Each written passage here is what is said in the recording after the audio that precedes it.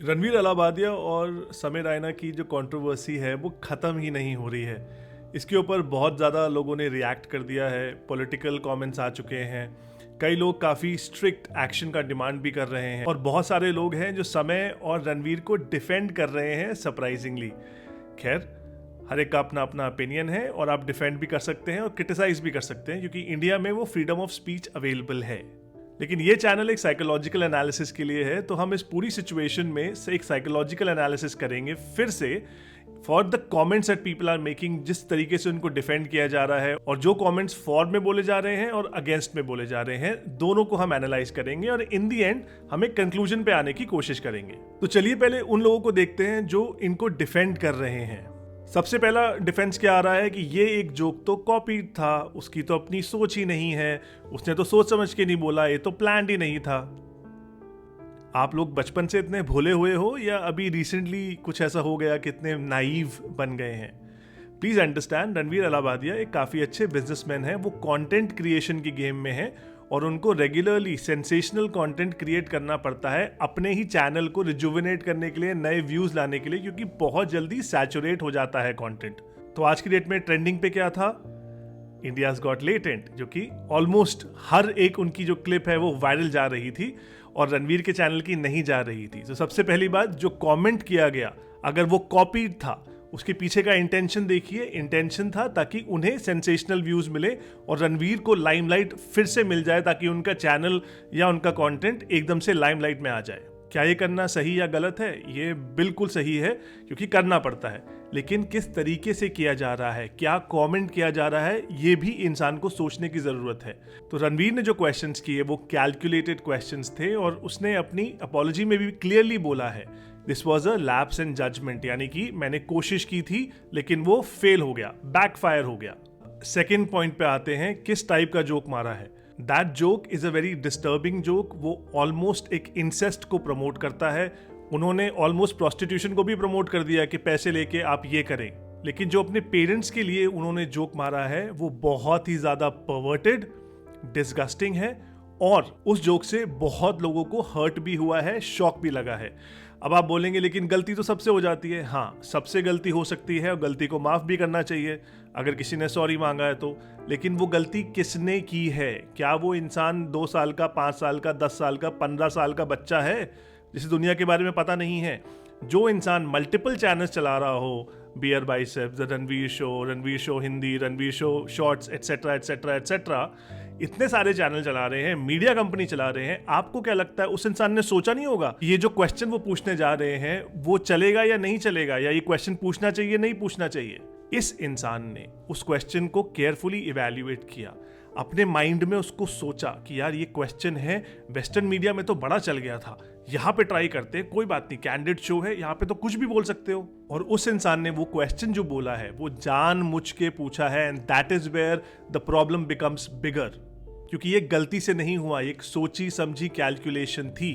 और calculated question क्या है? Promoting incest, promoting money for prostitution, for homosexual encounters. He asked someone to be a witness to a sexual encounter for their parents. Can you even think about it? ये question कोई सोचता नहीं है, लेकिन उस इंसान ने सोचा, समझा, जज किया और फिर बोला, और वो भी पूरे हंसते हुए बोला है। तो अगर आपको ये लग रहा है कि रणवीर तो बच्चा है, रणवीर तो इनोसेंट है, उसे कुछ नहीं पता, तो आप काफी ज्यादा भोले हैं लाइफ में।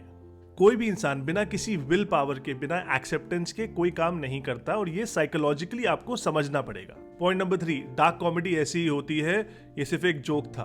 देखिए, डार्क कॉमेडी होती है, जोक्स होते हैं, लेकिन कहीं ना कहीं पे आपको एक बाउंड्री क्रिएट करनी पड़ेगी, सेंसिटिव टॉपिक्स पे एटलीस्ट। इसका एक बहुत प्रोमिनेंट एग्जांपल देते हैं। आज से कुछ समय पहले एक जोक मारा गया था रशियन विमेन के ऊपर, और फिर आपने वो लेटेस्ट न्यूज सुनी होगी कि कैसे एक रशियन टूरिस्ट को कैसे कैसे रिमार्क सुनने पड़े थे, राइट?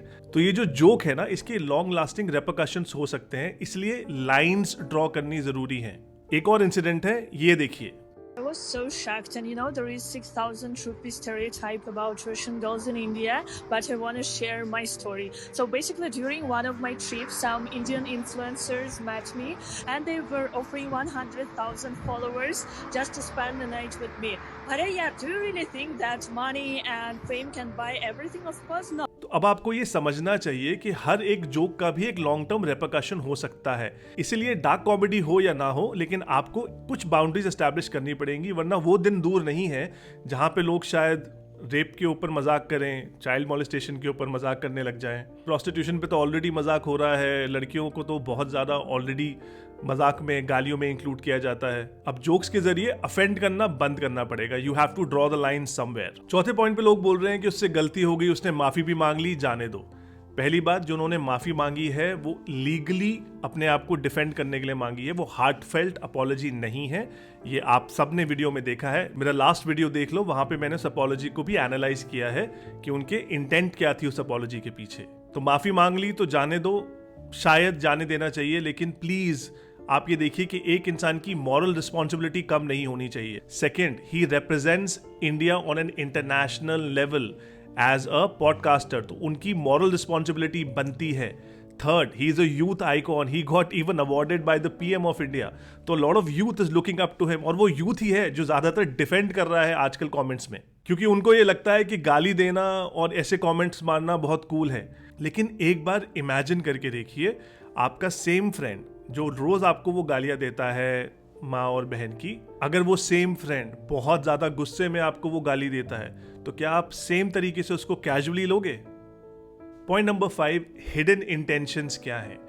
अब ये समय रैना की एक क्लिप सुनिए। पहली बात, अगर कोई हमारे शो में आके पॉर्न शूट करना चाहता है, अगर आप जानते हो कोई ऐसा हो, प्लीज भेजो उनको भाई, बहुत मजा आएगा, माँ कसम भाई, पूरा इंटरनेट फट जाएगा। क्या आपको अब भी लगता है कि इनको डिफेंड करना चाहिए?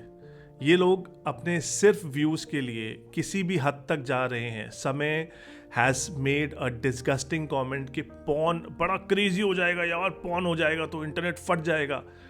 What do you think he means by that? क्या ऑलरेडी पॉर्न कम चल रहा है? इंस्टाग्राम पे ऑलरेडी काफी ज्यादा सेक्सुअलाइज किया जा रहा है बच्चों को, जो कि बहुत ज्यादा शॉकिंग है। On top of it, get ready with me में कुछ भी दिखा रहे हैं लोग आजकल। तो क्या ये ऑलरेडी काफी ज्यादा सेक्सुअलाइज नहीं हो चुका है? इसे इतना ज्यादा कूल बनाने की जरूरत है क्या? लेकिन समय का माइंडसेट तो ऐसा नहीं बता रहा है, and that for me is disgusting. और आपके लिए भी ये उतना ही शॉकिंग और डिस्गस्टिंग होना चाहिए। अगर आप अब भी उसको डिफेंड कर रहे हैं, तो जैसे मैंने बोला, आप काफी भोले हैं और आप शायद लॉन्ग टर्म इम्पैक्ट के बारे में नहीं सोच रहे। चलिए, ये सारी बातें हो गई उनको क्रिटिसाइज करते हुए। अब कुछ चीजें और देखते हैं, इसमें अप्रोप्रिएट एक्शन क्या होना चाहिए साइकोलॉजिकली। अब मान लीजिए अगर ये जेन्युइनली सॉरी मांग लेते हैं और फिर से वो गलती नहीं करते हैं, तो everybody deserves a second chance. I think कि हमें बिल्कुल भी एक्स्ट्रा या ओवर रिएक्ट नहीं करना चाहिए। इन्होंने पास्ट में काफी अच्छा काम किया है, please respect there hard work. कई लोग इनकी पॉडकास्ट से काफी कुछ प्रोडक्टिव भी सीखते हैं। ठीक है, क्रिंज कंटेंट भी है, लेकिन प्रोडक्टिव भी इंसान सीखता है। तो there is always a balance that is created, और ये हमें सोचना चाहिए एक बार। तो बैन करने से किसी को कोई फायदा नहीं होगा। Second, should they go to jail? अगर एक कमेंट करने पे इंसान अगर जेल जा रहा है, तो फिर इंडिया में फ्रीडम ऑफ स्पीच की बहुत ज़्यादा प्रॉब्लम हो जाएगी, और हमें इसके ऊपर भी सोचना चाहिए। तो जेल जाना मेरे ख्याल से एक बहुत ज़्यादा एक्सट्रीम स्टेप हो जाएगा।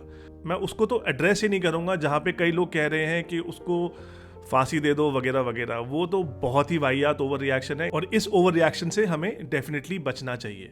कुछ लोग कह रहे हैं कि आप लोग तो हाथ धो के उसके पीछे पड़ गए हो।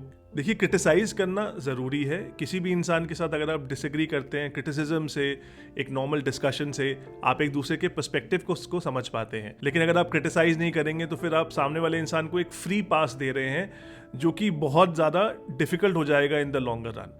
और मुझे नहीं लगता कि कोई इंसान अगर फेमस है या उसके पास बहुत ज़्यादा पैसा है या कोई और प्रिविलेज की वजह से एक फ्री पास मिलना चाहिए। क्योंकि वैसे ही काफ़ी एक्टर्स को और काफ़ी सारे इंडस्ट्रियलिस्ट के बच्चों को जो उनके केसेस होते हैं, काफ़ी फ्री पास मिल जाता है हमारी कंट्री में, जो कि ऑलरेडी काफ़ी सैड है। लेकिन इस केस में एक अच्छी जेन्युइन अपॉलॉजी से सब कुछ फिक्स हो जाएगा, व्हाट आई फील। लास्टली, कई लोग कह रहे हैं कि इंडिया में ज़्यादा भी बड़े इश्यूज़ हैं, उनको भी एड्रेस करिए। हाँ, इंडिया में बहुत बड़े बड़े इश्यूज़ हैं, लेकिन सारे इश्यूज़ को इक्वली एड्रेस क्यों नहीं किया जाए? इक्वल एड्रेस करना और एड्रेस करना इज इंपॉर्टेंट। ठीक है, प्रायोरिटाइज करके पहले ये जब तक नहीं होगा हम बाकी सारे एड्रेस नहीं करेंगे, ये कहाँ का लॉजिकल सेंस है? तो इसको भी एड्रेस करिए, और जो बाकी रेगुलर इश्यूज हैं उनको भी एड्रेस करने की ज़रूरत है। सारे इश्यूज एड्रेस होंगे तभी एक अच्छी इकोनॉमी, एक अच्छी ग्रोइंग कंट्री बनेगी। अब एंड में मैं समराइज करते हुए ये बोलना चाहूँगा कि जो भी सिचुएशन है उसमें प्रोज एंड कॉन्स हर सिचुएशन में होते हैं। जनरली सारी चीज़ें ब्लैक या वाइट नहीं होती, कई चीज़ें ग्रे एरिया में होती है, ज़िंदगी ग्रे एरिया में ऑपरेट करती है। इसलिए सेकेंड चांस कुछ चीज़ों पे आप दे सकते हैं। The only second chance which should not be given to people are people, number 1, who are rapists, who are child molesters and who are repeat murderers. So black या वाइट थिंकिंग में मत जाइए, ये एक ओवर थिंकिंग का pattern होता है। आपको थोड़ा बैलेंस के प्रति रहना चाहिए ताकि आपको भी अपने इमोशंस के ऊपर थोड़ा कंट्रोल रहे और ज़्यादा स्ट्रेस ना डेवलप हो। और अगर आपको ये व्यूज़ पसंद आए तो प्लीज़ लाइक करिए, subscribe to my channel. This channel is dedicated to psychology, how to improve your mental health, relationships, and how to do self-therapy better. If you are dealing with overthinking, so my last video is on 3 steps to overcome overthinking. You can go have a look there as well. Thank you for watching, and I'll see you in the next one.